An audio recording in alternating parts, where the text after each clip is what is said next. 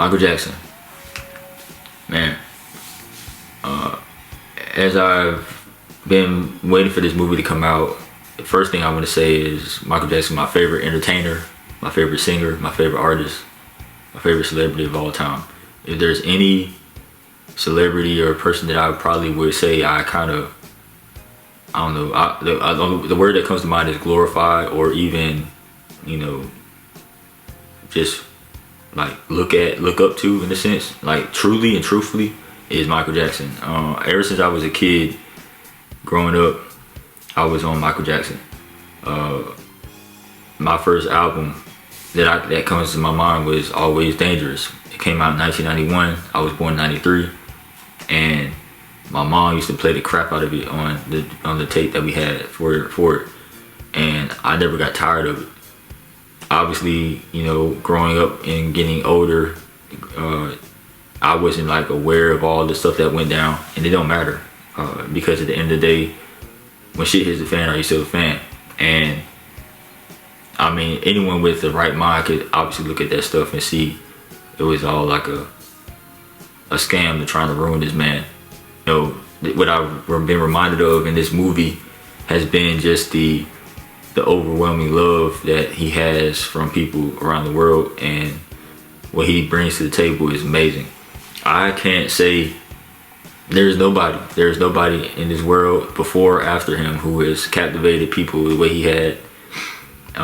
Still to this day, he's doing it in depth. He's been doing it since he died back in 2009. I remember where we were. We was at home in Biloxi, and I remember Danae was on yahoo.com like she used to be all the time, and she came in there to talk about Michael Jackson dead, and I thought she was joking around. At the time, I was really like, what do you, like, out of nowhere too. It was during the summer. I remember we had football practice earlier that day, and I was just chilling, and she come in saying that I was done for the rest of the day. But I felt worse for my mom. My mom was a big fan of Michael Jackson. Also, I would say another person who doesn't really glorify people like I do in the same light, but if there was somebody that we would do that for, it would be MJ. And so mom was like that for her, super fan of him.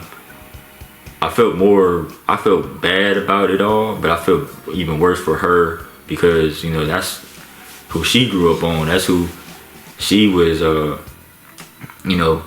big fan of. And so like the pain was felt throughout the entire house. This movie came at an interesting time with everything going on in the world, but at the same time, I would rather not. I'm glad that it did come out. When I remember when the movie first started to come out or been announced, I was like, that's a lie. Like, they coming up with this nonsense.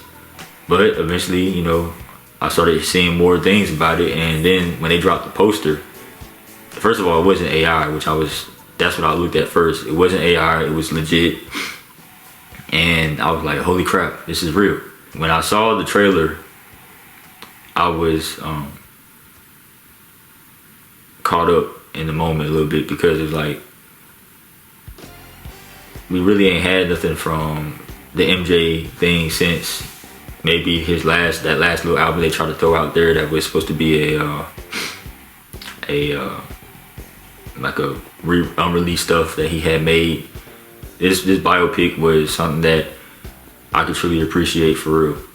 I'm happy that it's out. I'm happy that I get to watch it today. In passing, he's getting more love again. He's been getting love since he passed, but truly this is a big thing, because like a lot of kids, a lot of younger people are finding out about him for the first time, similar to how I did, when I was a kid. And it's cool to see. It's cool to take in. It also is waking up a couple things, but I think in hindsight, like everything in hindsight, you have things come to light. The truth comes out all the time. Truth is always revealed. Lies are always exposed, and it just takes time. And I think that's the thing I like about today's society, as far as like with how some celebrities do move. They control their narrative as much as they possibly can. I like the way Beyonce does it. There was a time, like when she first came out with Destiny's Child, she was everywhere. She was doing interviews, she was doing all the little tours, the pressing, all that stuff. I remember around the B-Day album when she really took off, like really took off for herself and went to another level, and then came out with the other album right after that. She kind of reached the point where it's like, okay, she's at that level now. Ever since then though, what she's done has been, she's become a icon in her own right, to the point where you don't really see much about her as far when it comes to anything personal. She controls her stories, she controls her narratives. She doesn't allow the outside to dictate what she got going on. She don't even, it's come to the point now where I don't even know what Beyonce sounds like in a speaking voice, because I haven't watched, I don't think she's done an interview in decades at this point, man. And I wish that MJ was able to do something like that. And for a time he did control his narrative to a degree. Like that, like the approach that Beyonce does now in today's era wouldn't have, I don't think it would have worked back then, because MJ kind of did something similar to what she did, you know, but it backfired on him. And if you didn't go out and come out and try to say it or squash it or whatever, there really was no squashing. You were really stuck. Nowadays, you know, with social media and all these different platforms and outlets that people have their own for themselves, it helps them be able to control what they want out in the public. I wish that I got to see MJ in person. I used to have dreams about meeting him in person. I remember, like, when I was still trying to think I was gonna be in the NFL, I used to think, like, man, when I make it to the NFL, I'm gonna find a way to, like, get in the company of MJ and talk with him, and be like a Chris Tucker. Like, I used to think about that stuff a lot. I used to dream about it, and there was only a few people that I wish I got to see in concert with him. So when I got to see, you know, like a Kendrick Lamar in concert, I got to see Janet in concert. Good shows. Kendrick, watching his show, he had the Michael Jackson glove. You know what I'm saying? That was dope to see that, and I was just like, man, that's dope as hell. That's dope as hell. And not only did he have a high level of performing, he had a high level of talent with the songs. Like, the songs, I remember just like being in there with my friend Morgan. Is like, bro, every song he performing is a hit. Like, I blacked out at one point. I remember Money Trees was playing, and that's one of my favorite songs he ever made. I just listened to it earlier. I remember blacking out, and then I came back and he was still performing the song, but it was like the end. Then I blacked out again when him and Baby Keem did their thing with the Family Ties and Range Brothers. So I can only imagine what it would have been like to see MJ performing and doing the songs that we've all grown up on. You know what I'm saying? Like, golly. If I blacked out on Kendrick, like, I ain't faint now. I'm not talking about that. Like, I don't think that would ever happen even with MJ. But I was caught up. So if I blacked out on one of my favorite artists like Kendrick, I can only imagine what I would have done if I'm watching MJ, whether he in his prime or not, performing these songs. And I was like, dang. So it's it's a certain level, and I'm sure like people can speak the same about Beyonce's concerts of recent time. People probably blacking out, or, you know, just getting caught up in the moment and just like being like, wow, this is Beyonce. So I love when people try to compare, because there ain't no comparison, but I like the fact that there is somebody out there for everybody that can like kind of latch onto. When I listen to MJ songs, Will You Be There is one of my favorites. It's kind of like in the similar vein of Man in the Mirror, and I love Man in the Mirror, but I think Will You Be There is probably the song that gets to me. And the reason why I say that is because I remember I used to skip it when I was a kid, because I didn't like slow songs. I liked the high-paced songs, the high energy. I didn't start really appreciating slow songs in general until I got older, obviously. So I was just like, Michael really genuinely, and I'm not gonna, I hate when people kind of talk like this, like they know somebody and they know their heart, but I truthfully believe that MJ was about what he said and about what he did, and he did it. You know what I'm saying? And it wasn't like I could sit here and I could feel my intuition speak and say for me that no, this nigga was really about what he was saying when it comes to taking care of the world, taking care of the people, looking out for folk, giving back. You know what I'm saying? Looking out for the ones who don't have the means and resources to be better, to have a better lifestyle or a better life in general. He did that, man. And that's the thing I like the most about him, because he actually did it. He wasn't out here just talking. He wasn't just out here making songs about it. I want to say that my love for the guy, love for his music, and love for his work is high, still is. I just didn't start listening to MJ again because of the movie. It's definitely hype boosted it, but you can ask anybody that knows me personally. MJ is in a daily rotation, weekly rotation, monthly rotation, yearly rotation, year by year rotation. Like, he's in the rotation. I ain't just playing MJ songs because he's got the movie out. I ain't just play his song because the nigga died in 2009. No. MJ's in the rotation. So there'll be times where I'm just listening to MJ all day long, all week long, all month long. I have my kicks. You can ask my mom about that. Like, it's not a thing. Like, I'm just out here just talking, Nah, that dude is in the rotation. Like, he's in the rotation. So I'm not gonna sit here and act like I'm just doing this shit just to keep up with the times. No, this is real. Hopefully Jafar also, he's not a bad singer. I didn't really care for the music video for his song that he did drop in 2019, but overall, like, the song wasn't bad. Like, I liked it. It really was a solid song. There's a song he called Universe of Love, A Leak. That's a really good song. I like that one a lot. I wish he would go ahead and drop that officially, but it's probably too late now. I hope he can go further along whatever he wants to do. I don't think he is somebody that chases anything, seemed to want to chase it. Even when he was talking about how he became into the role, he wasn't even thinking about doing this shit. It kind of just fell into his lap, for real. And he just eventually accepted his role and embraced his path, which I think is very important for everybody to do, is embrace their path.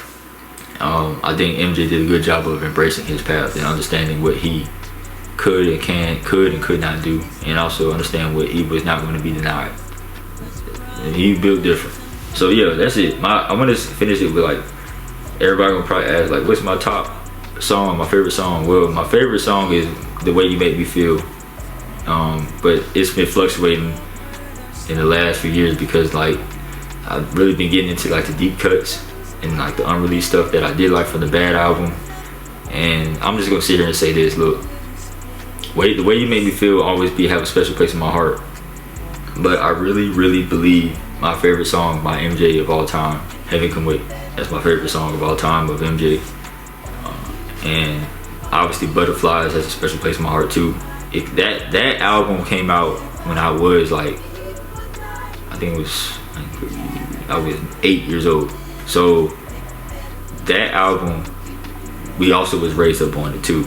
It was Dangerous and Invincible. Dangerous and Invincible were the albums being played in the house. And then by me personally, when I started to have my own independence of going about my music taste. And I remember one time when I was 7 or 8. We was at the time my mom was going to law school in Birmingham, and I remember we used to go up to see her in the weekend sometimes. I think when she was up there. And I remember we were leaving because we had to go to school, obviously, on Monday. It was Sunday evening. We were packing up the car to go back home. And I remember Dad was playing Invincible, and Butterflies came on as we were driving away, and it made me start crying. It was dark. Danae was asleep. Dad was too busy driving, so nobody knew I was crying. But I was crying because the song Butterflies reminded me of my mom. And I didn't like that we were leaving her again, even though I knew why we were leaving and that she was, gonna be fine. But that song always stuck to me in that moment. And so, like, every time I hear Butterfly, I think about my mom. when stuff is anointed, when stuff is like special, like you can feel it, man. And I think that's the biggest thing about what this man has brought to us in this world through his music and through his action, his life. Is like when you're anointed, bruh, that stuff matters. It matters a lot. It matters a lot. So I appreciate what he's brought us, and I wish that he was able to see this, you know, like live in this moment right now of being celebrated. I think truthfully he knew that a lot of people did mess with him still. It was just that towards the end he was just kind of like, I gotta protect my peace. I gotta protect my kids. I gotta protect everything because these people out here tripping. Yeah, that was my favorite song. My favorite album obviously is Dangerous, but I've come to love Off the Wall is my second favorite album. Thriller is number 3, and the reason why Thriller is number 3 is just simply because like Thriller is the perfect album by every means of the word. It's not my favorite just simply because I was so Dangerous, and Dangerous is obviously what I was born with. Off the Wall was, I remember, the reason why it's number 2 to me is because I remember when I started to really go back in my own and listen to all his stuff, because I don't think we listened to Off the Wall a lot. I know we had Don't Stop Till You Get Enough, Rock With You, but it was that was it. I never went back and listened to the other songs on there. So like I Can't Help It, you know, what's the Falling in Love, I that shit right there, boy. Girlfriend, On the Floor, like, and he was really like, you could kind of tell when you listen to the album that he had like he had something to prove in that album. You think about how young he was at the time. Like, he was young. He was trying to make a name for himself and try to branch off from the brothers and his past career. You know what I'm saying? He was trying to become Michael Jackson. The Michael Jackson, or as you like to say, MJ, because that's what he said in his manifesto that they found. He wanted to become MJ. He didn't want to be just Michael Jackson anymore. So you could kind of listen to Off the Wall and be like, damn. Like, yeah, he was right there trying to take people's heads off with that shit. He wasn't satisfied with Off the Wall's performance on the charts. He wasn't happy with it as much as anyone else would be. If anyone else made Off the Wall, that would have probably been their best album of their career, their magnum opus. You feel me? Like, this man's magnum opus was Thriller. It became the best selling album of all time. But Off the Wall was low key, like, almost Thriller before Thriller. Like, anyone else would have took Off the Wall and been straight. They would have been fine with their career, and anything else that came after that, they would have been okay, because it's like, damn, that's what I want. That's the pocket I want to be in. This man said, no, I'm not satisfied with Off the Wall. I gotta make Thriller. And then after that, he was chasing Thriller, going with Dangerous and Bad. And I would say he kind of did touch him a little bit, but we already know, everybody and their mama know, Thriller is untouchable. Even he couldn't touch Thriller no more. Which is crazy to say, because, like, once again, Bad, Dangerous, amazing albums that anybody else in the industry would have took and been happy with it as that being their best. I'm getting long-winded, but I don't care, man. It's MJ. I can talk about MJ all day. So, like, number 1 album is Dangerous. Number 2 album is Off the Wall. And then number 3, I'm gonna say Thriller. I like History. I really like songs of History. I'm not really a fan of the whole album. I've come to appreciate that album a lot more though lately. A lot, especially with like knowing that he worked with Biggie and Shaq, R. Kelly. He still made You Are Not Alone with that man. Obviously got Scream on there with Janet, and I miss MJ a lot. I wish his family the best. I wish that they continue to enjoy this moment, especially the kids. I know everybody wasn't happy with the movie as far as like with the family goes, but that's not my business. Everybody has the right to do and feel the way they do, and you know, just like we have our issues in our family about certain things that go on, they got their same shit. And that's one thing that I would like to say this too, and I'm gonna leave it alone after this. MJ was still a man. He was still a human being. He was still a person. I remember I was watching MJ some videos of like him with his kids, like in the later years, like before This Is It announcement. Like it was just that time. It was a little bit after Invincible too. MJ's still a human being, bro. I was watching Prince's. They had celebrated like Michael Jackson's 65th birthday a couple years ago, and him, Prince, and all the family members, like we never seen like the many nieces and nephews, the many cousins, all the different people that you don't know about in the Jackson family history, because they're not the ones out there performing or nothing like that. They're the product and result of that. You know what I'm saying? They're just regular people, just like us, just like me, just like you, just like everybody else. They're just regular people. They just happen to have a dad and a son, a cousin, a brother, a guy that transcended everything to do with music, entertainment, all that shit. And at the end of the day though, he still was just a guy, just like you and me. In the sense of he was still a human being. He still had a regular life. He still had his own issues, and that we may deal with. He just had to do it differently because he was who he was. With that said, like we have to make sure that we continue to humanize who we listen to, who we watch. That's important, because if we don't, then what happens? People just kind of like lost their mind, because it was just like, what? He's that? He does that? You know what I'm saying? Like,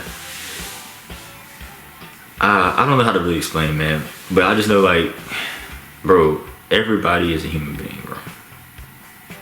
So stop putting people on a pedestal, I guess is what I'm trying to say. Like I said, and I'm saying this knowing that I, in a sense, kind of did and have at times put MJ on a pedestal, but I've done my best to just always remind myself that he's still a human being. He's still a person.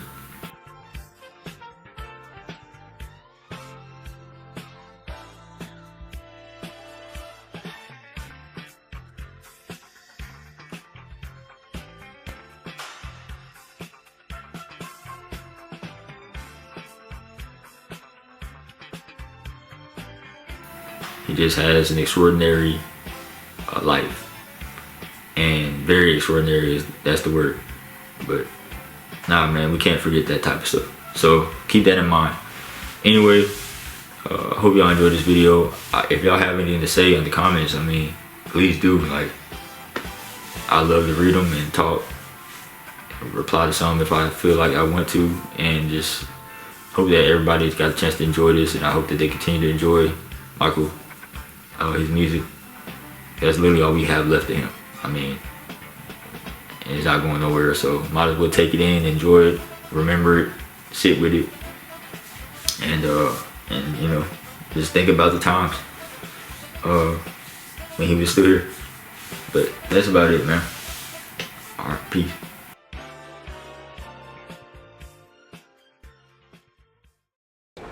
And yet it seems as though a lot has been required of you. Do you sometimes regret being so utterly famous? No, sometime, only sometime.